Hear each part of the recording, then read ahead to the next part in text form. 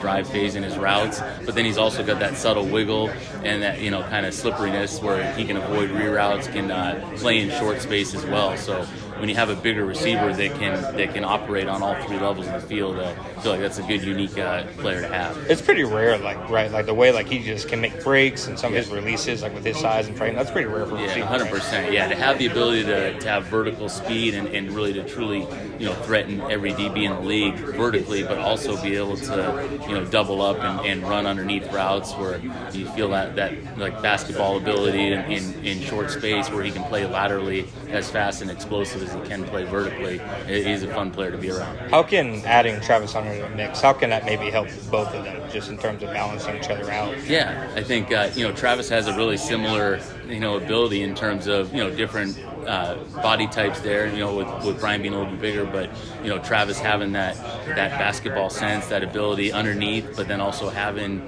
you know, legit speed down the field. And so you have guys that can play where you're not just, you know, as an offense restricted to this player's only going to be the top shelf of the route concepts, or this player's only going to be the underneath guy. When you have guys that can mix and match, I think that does present a good challenge to the defense, so they can't lock in on, you know, one guy's only going to do, you know, maybe these 2 or 3 routes when everyone can do everything.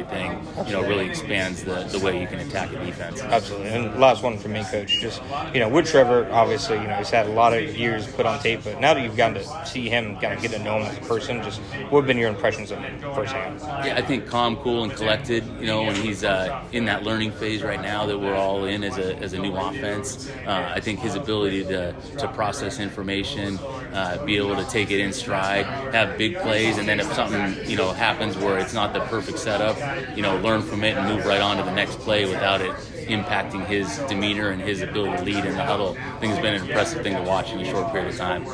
Hey, Mia here, and thanks so much for watching 1010XL Jaguars. For even more coverage of the Big Cats, be sure to subscribe to 1010XL Jaguars.